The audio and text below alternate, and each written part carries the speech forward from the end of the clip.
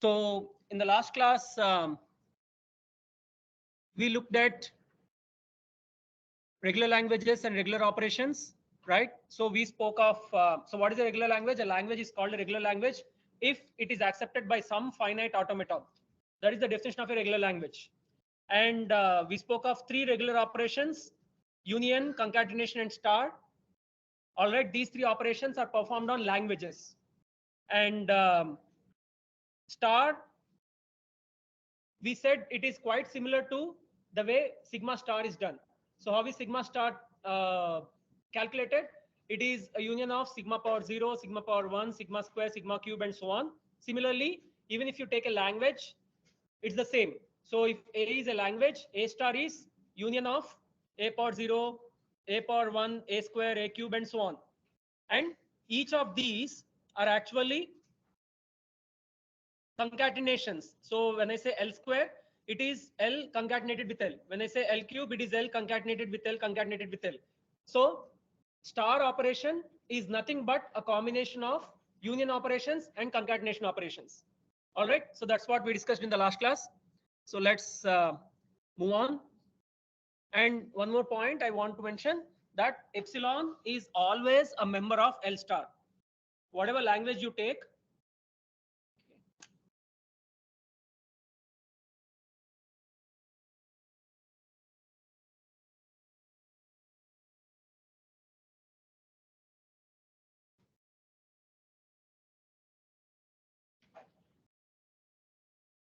whatever language you take, epsilon is always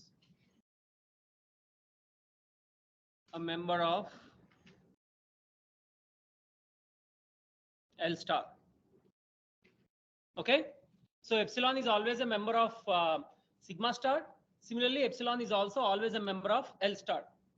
All right. And all these operations take languages as inputs and give a language as output. Union and concatenation take two languages as input and give one language as output. So they are binary operators because they take two inputs. Star operation is a unary operation because it takes only one input. It takes one language as input and gives one language as output. Okay, the inputs and outputs of all these operations are languages only. They work on languages. Okay. Now let me discuss closure. You know of this already, but I'm mentioning it again because we are going to discuss closure of regular languages in a while. So what is closure?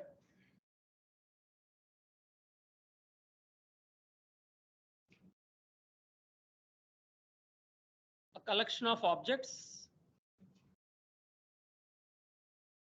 is closed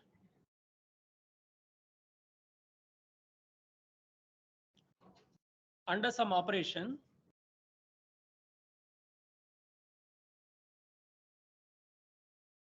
if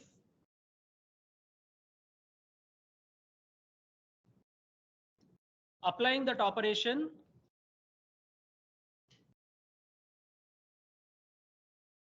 to members of the collection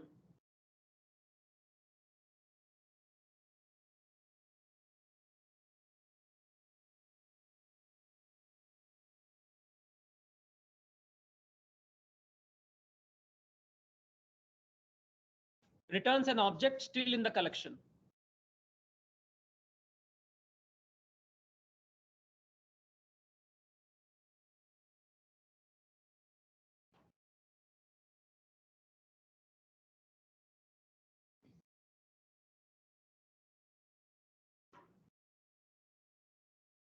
So do you know of any examples of closure? Something is closed under something in mathematics. Sorry? Addition, integer. So how do we put it? What is closed under what? Loudly. Integer? Right, exactly. So when you add two integers, you will get an integer only, right? So the integer set is said to be closed under addition, right? Similarly, say when you add two natural numbers, you will get a natural number. When you multiply two natural numbers, you will again get a natural number. When you subtract two natural numbers, do you always get a natural number? Sorry? There is a whole number. Yeah. So you can get a negative number also, right? So it is neither a whole number nor a natural number. So natural number set is not closed under subtraction. When the input type will give you, when the input type and the output type are same always, then that set is said to be closed under that particular operation. If even if there is one case where the output does not belong to the input set, then that set is said to be not closed under that operation. Why do we say natural numbers are closed under addition and multiplication? Because every single case, when you add two natural numbers, you will always get a natural number. When you multiply two natural numbers, you will always get a natural number. But when you subtract two natural numbers, sometimes you may get a natural number, sometimes you may get a negative number, which is not part of natural numbers.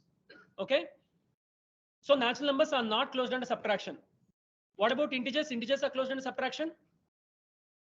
Yes, because negative numbers are also included in integers. What about division? Are integers closed under division? No, because sometimes you may get an integer or you may not get an integer. So integers are not closed under division. Similarly, natural numbers are not closed under division. All right. So to put it simply, if the operation when performed on the elements of the set return another element in the same set, then the set is said to be closed under that operation. If the operation on the elements of the set return an element outside the set, then the set is said to be not closed under that operation. Okay, quite simple. So let me take the example of natural numbers.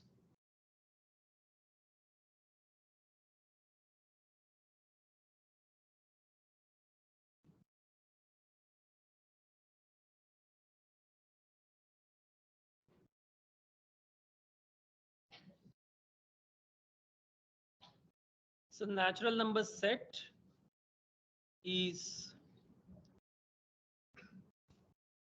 closed under addition and multiplication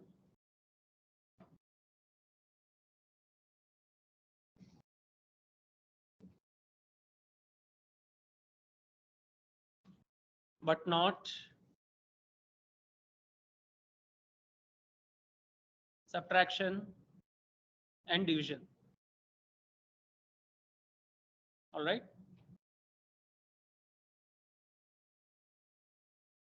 So for instance, if I take n1 plus n2, where n1 and n2 belong to natural numbers, I may get n3, and n1 times n2, I may get n4, and n1 minus n2, I may get n5. But is this a natural number? We don't know. n1 divided by n2, I may get n6. Okay, so n5 and n6, they are not necessarily natural numbers.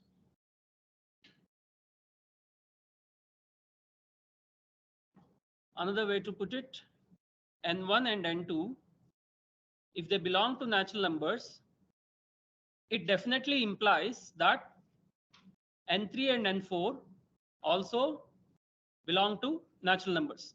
But it need not necessarily imply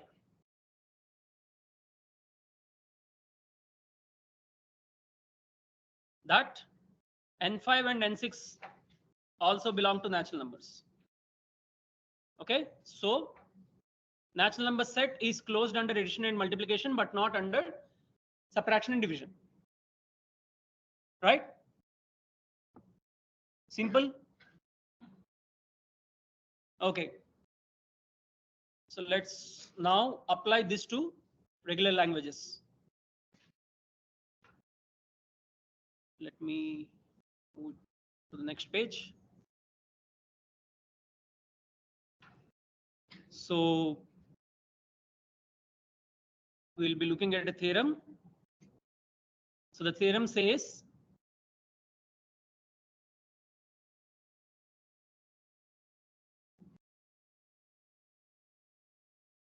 the class of regular languages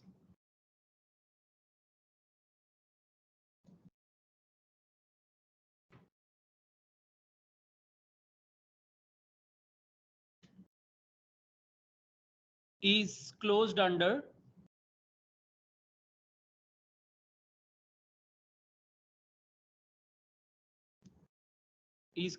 the union operation.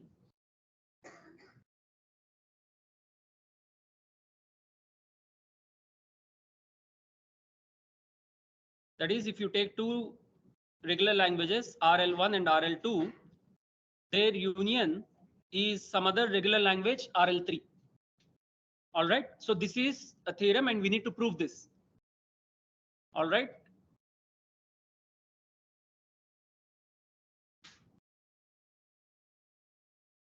So how do we prove this? Any ideas?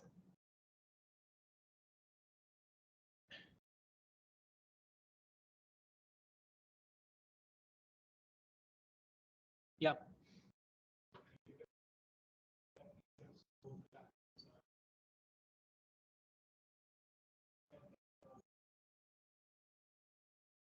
RL1 and RL2.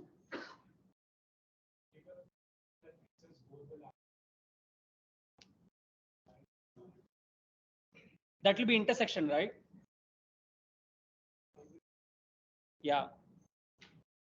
See, what is the definition of regular language? It is a language which is accepted by some finite automaton. So since we know languages L1 and L2 are regular languages, there should be some finite automata corresponding to each of them. Now, if we can build a machine which accepts the union of L1 and L2, then the outcome will be also a regular language that we will call L3 or RL3, right?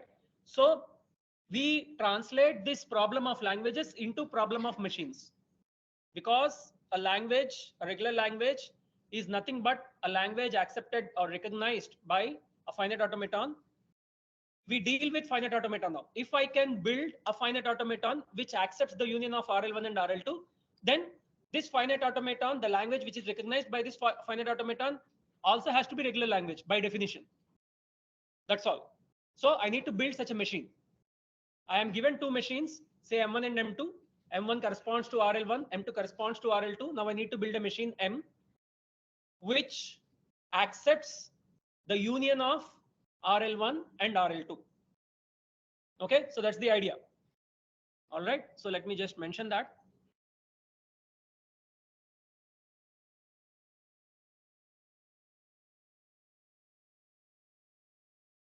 Assuming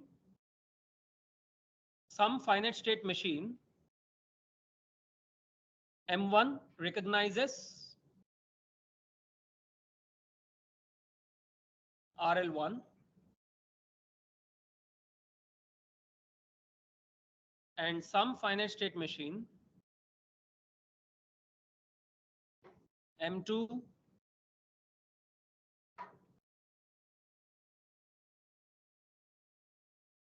recognizes RL2.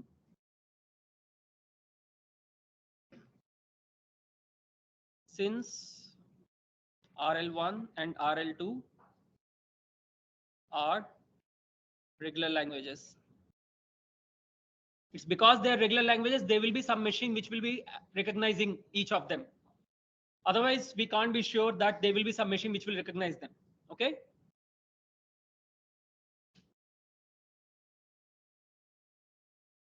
We need to demonstrate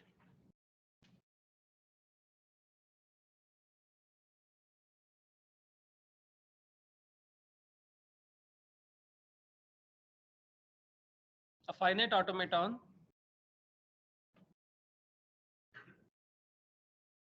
M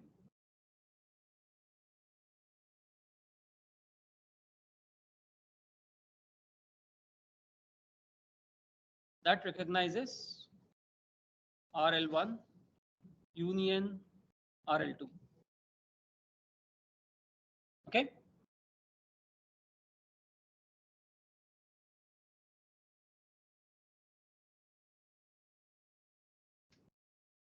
Okay, before I proceed further, I just want to inform you that you will have a quiz 2 weeks from now. I think it will be on 19th, Wednesday afternoon. You will have a quiz. So I'm informing you beforehand so that you will be prepared. Okay. It will be offline. We will use some lab where you will solve the problems in front of invigilators. Okay.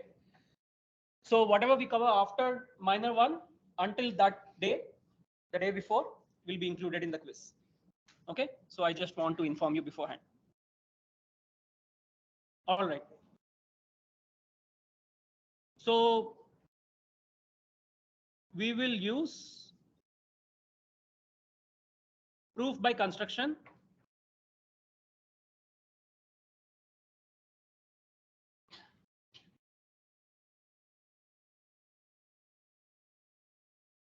If you remember, we discussed different kinds of proofs: proof by construction, proof by contradiction, proof by induction, right? So in this particular case, we will use proof by construction. We will actually construct something. We will construct the solution and show that a solution exists. All right. So we construct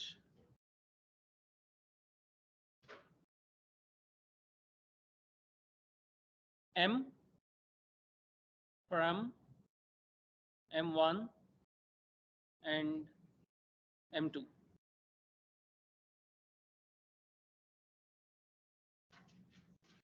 Okay, so any ideas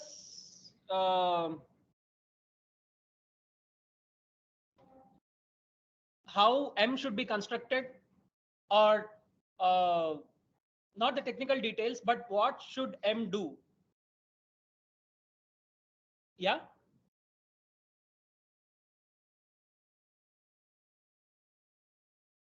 Yes, that's all. So you should build a machine which accepts either RL1 or RL2.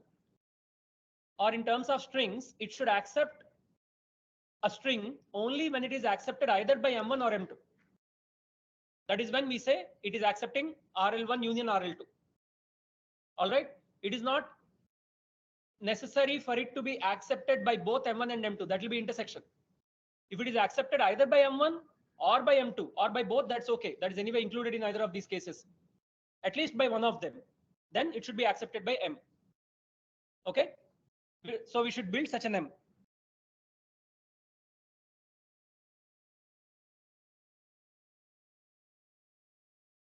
Machine M must accept its input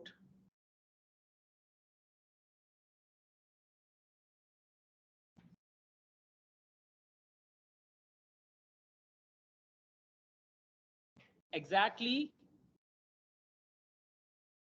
when either M1 or M2 would accept it.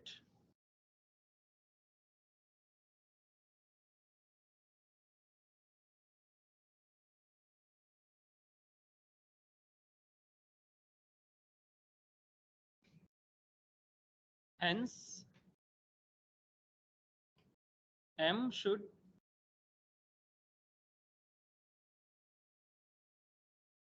simulate M1 and M2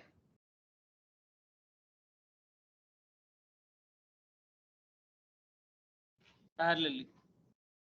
So this is the keyword, parallelly. Okay, so let's take an example.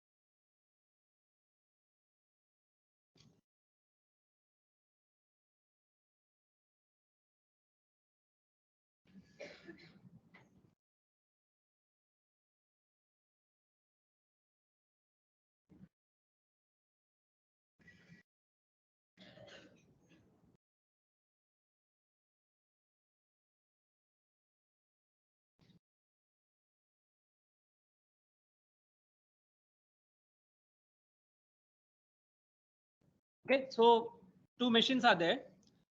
Now, any ideas on how to combine both these? How to come up with a combined machine which ensures that it will accept only those strings which are accepted either by M1 or M2.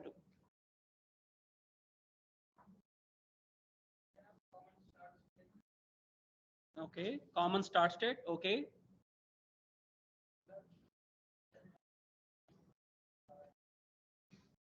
Okay, and it will have two arrows and it will go to either Q1 or this one. All right, but the point is, it is not necessary now. When for it to go to Q1 or R1, it should go only if the inputs are different. If the input is same, it cannot go to both the machines. All right, because right now we are still discussing deterministic finite automata. We are not discussing non-deterministic versions. In non-deterministic versions, that is possible. But on what input does it go to Q1 and what input does it go to R1? Sorry, there is no rule that maybe on 1 it goes to Q1, on 0 it goes to R1, nothing like that. The first letter can be anything, first symbol can be anything. Even in the first machine, if the first symbol is 1, it will stay in Q1. If the first symbol is 0, it will go to Q2. So first symbol can be anything in any machine. So we cannot have that solution, because again, it's like saying, if you get a 0 or 1, you go to Q1. If you get a 0 or 1, you go to R1. It's like coming back to square one, right? Yeah.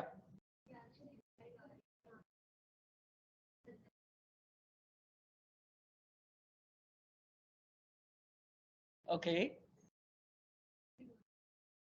That will not be um see, that will be language specific, and the point is, even if I don't know the languages, I should be able to say that the union will be the a regular language, because what you are saying, it will work for particular examples, but proving it for one example will not make it a general proof, right? So we need to translate it to machines and say, how do I combine two machines? Any two machines. Right now, this is an example. We will generalize it later. Okay. Yeah.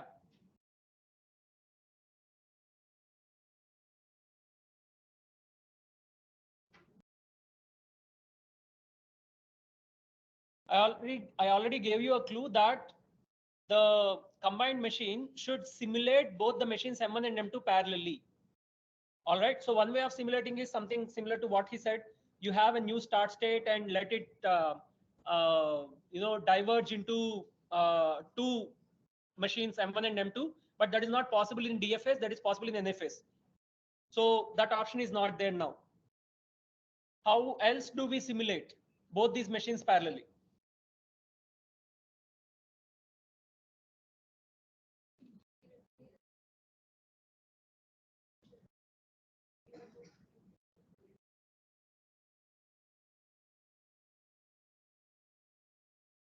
Sorry. Can you repeat? So basically what I'm saying, I replace, okay, some initial state for Q1 and R1.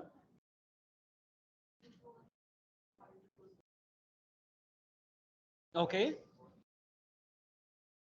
And you are actually on the right track. Exactly. That's the answer. It's a very good answer. What's your name? Nikita. Yeah, good. So Nikita gave the answer. Basically, you should try to assign meaning to each state. In this case, you don't worry about the meaning of these individual states, but in the combined machine, what is the meaning of each state in terms of the states of these individual machines? That's all you need to worry about. You need not know the meanings of these particular states, but in the combined machine, each of these states in the combined machine have some meanings in terms of these individual states. Okay. So the simple idea is, assume that you are at each step, you are looking at two things at a time.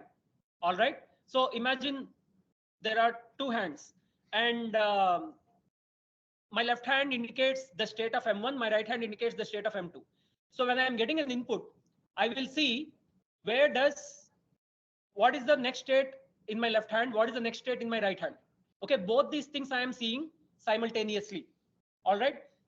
Now I'm combining these two into one state in my combined machine. All right. So the simple idea is, like, I'll first combine both the start states. Okay, Q1, R1. Now, when I get an input, say 0, all right, I will see where each of these states goes to. Where does Q1 go to? Q2. Where does R1 go to? R1. Okay. So I get two outputs, Q2, R1. I'll combine these two and create a new state. So suppose on 1, Q1, R1, when I get a 1, where does it go to? Q1 goes to Q1. R1 goes to R2. I will have another state in my machine which represents this situation. Okay. So Q1, R2. Okay. And so on. So the two outputs from the two machines, I will combine those two outputs into one complex state in my combined machine. So I will have a possible state for every two possible outcomes in the two machines. So how many states should be there in my combined machine? In total, in this case, 8. Why 8?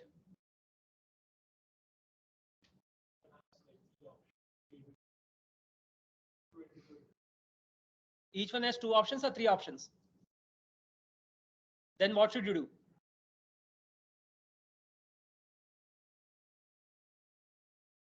Simple maths. Yeah, it's 9. Take every possible state. There are two places. In the first place, 3 states are possible. In the second place, 3 states are possible. 3 into 3, 9. That's all. Suppose if in M1 there are M states and in M2 there are N states, then total how many states will be there in the final combined machine? M into N. That's all. Okay. So in this case, the combined machine will have 9 states, 3 into 3. So every possible combination you take, Q1 R1, Q1 R2, Q1 R3, Q2 R1, Q2 R2, Q2 R3, Q3 R1, Q3 R2, Q3 R3. That's all. So now you will not miss any possibility. Every possible state with every other possible state you have handled. That's it. So let's do that.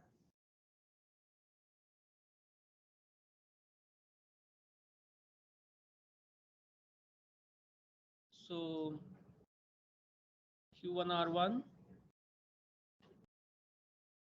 Q1 R2, Q1 R3. Then Q2 R1, Q2 R2,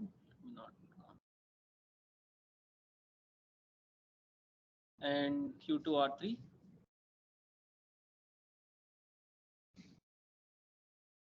Q3 R1, Q3 R2, and Q3 R3.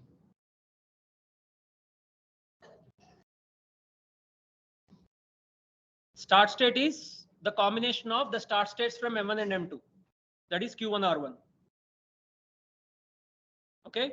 Now Q1 R1 on 0, where does it go to? You check each of these elements. Where does Q1 go to? Q2. And where does R1 go to? R1. So combine these two outputs, Q2, R1. All right. So Q1 R1 on 0 goes to Q2 R1. Q1 R1 on 1 goes to Q1 R2. Okay. So this state is done. Both the outputs we covered, 0 and 1. Now next state. Q1 R2 on 0 goes to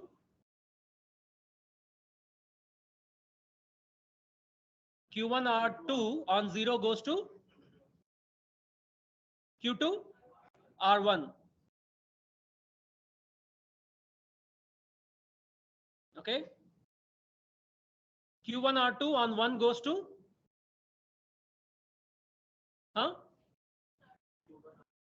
Q1 R3.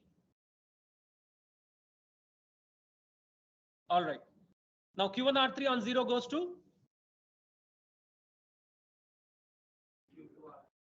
Q2 R3. Q1 R3 on 1 goes to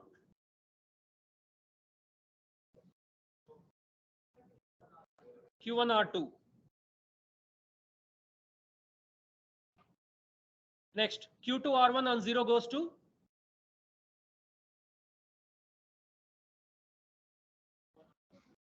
Q1 R1. Q2 R1 on 1 goes to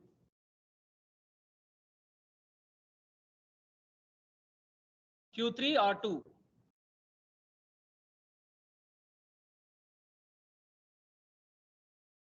Next, Q2 R2 on 0 goes to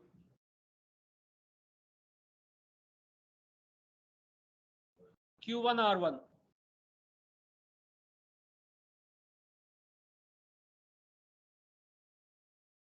Q2 R2 on 1 goes to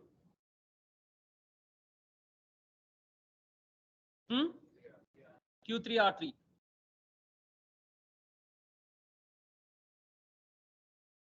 Next, Q2 R3 on 0 goes to Q1 R3. Q2 R3 on 1 goes to Q3 R2.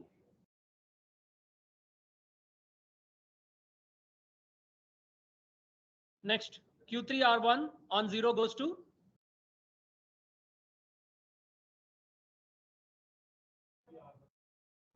Q3 R1 only. So there is a self loop. Q3 R1 on 1 goes to Q3 R2.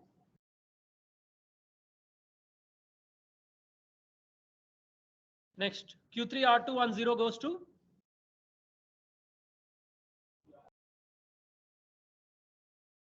Q3 R1. Q3 R2 on 1 goes to Q3 R3.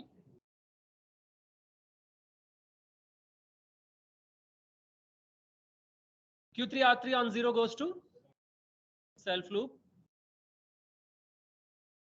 Q3 R3 on 1 goes to Q3 R2. Okay. All transitions are done.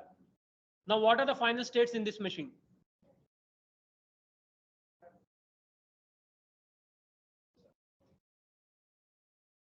Yeah. So how do we decide the final states?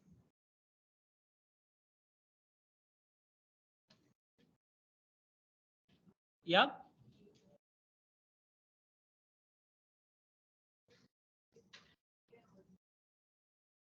Exactly.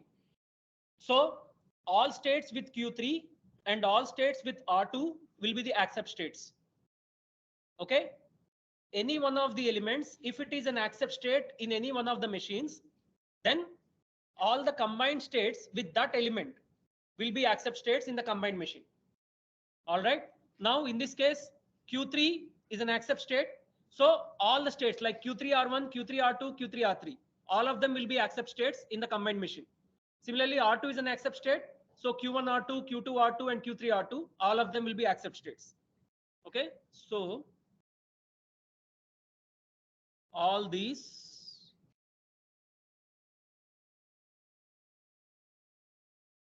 will be the accept states. Similarly, all these will be the accept states. Okay, so let me make them accept states.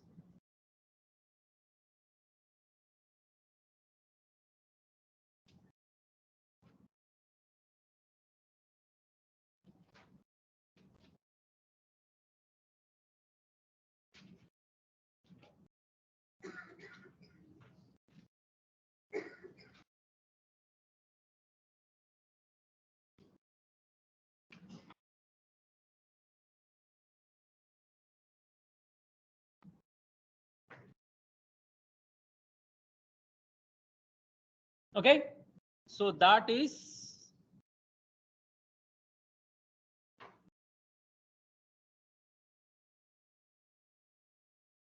the combined machine.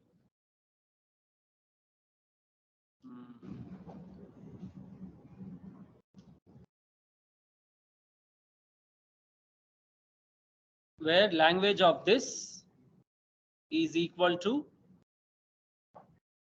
language of M1 union language of M2. All right. So language of M will be a regular language. All right. So we showed that we can build a machine which accepts a string only if it is accepted by either M1 or M2, which means the language of this machine is a union of the languages of M1 and M2. That's all. Okay. Either this or that is nothing but union. Fine. So these are the final states of M. Okay. All right. So I just showed you the example. Now I'll write down the steps. Okay. This is done. Fine. Any doubts? Okay.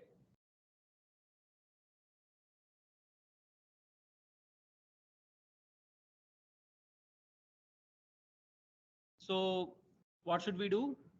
Simulate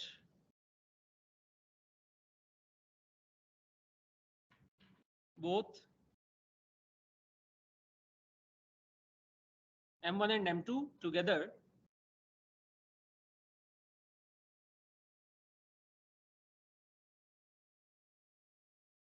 That is, remember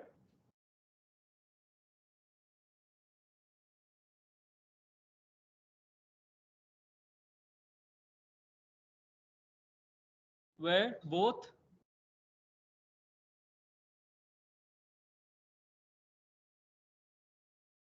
M1 and M2 will be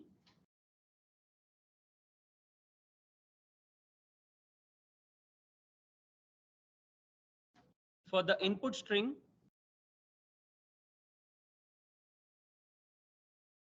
read so far.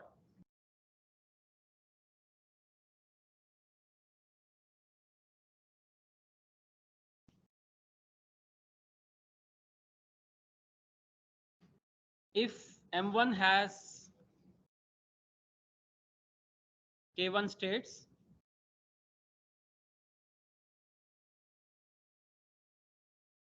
and M2 has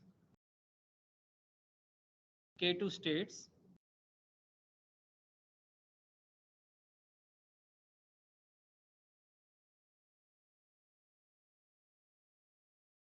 then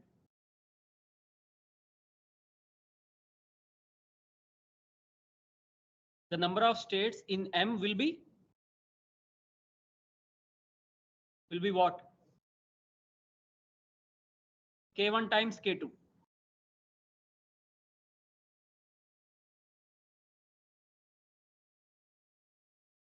where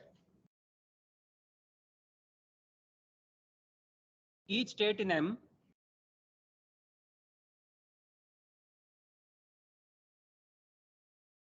is an ordered pair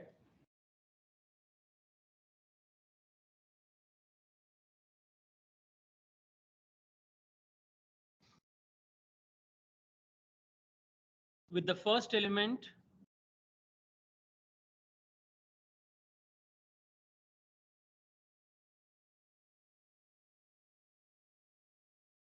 being M1 state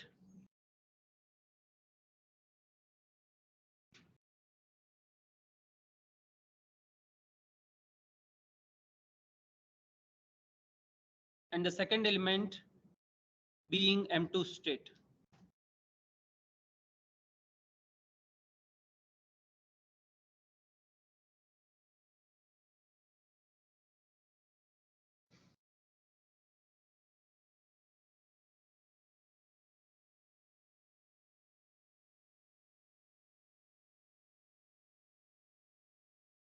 So technically, the states actually look like this. So Q1 R1, here it looks like one word, right? Actually, it's not one word or one string.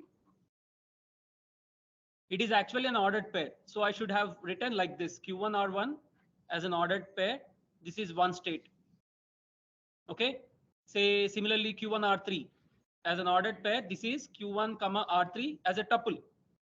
This is one state. All right.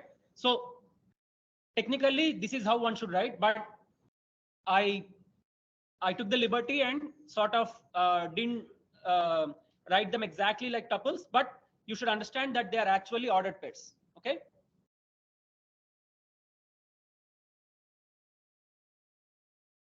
All right.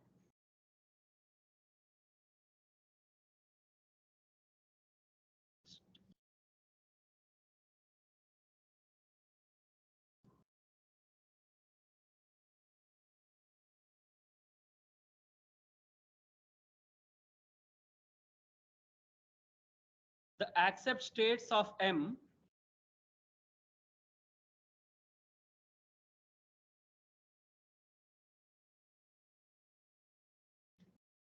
are those pairs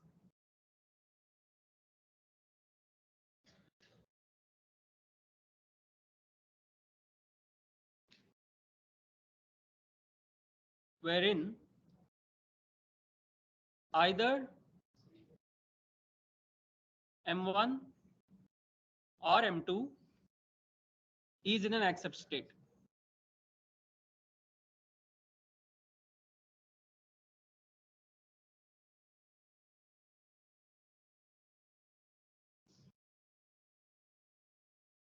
Okay.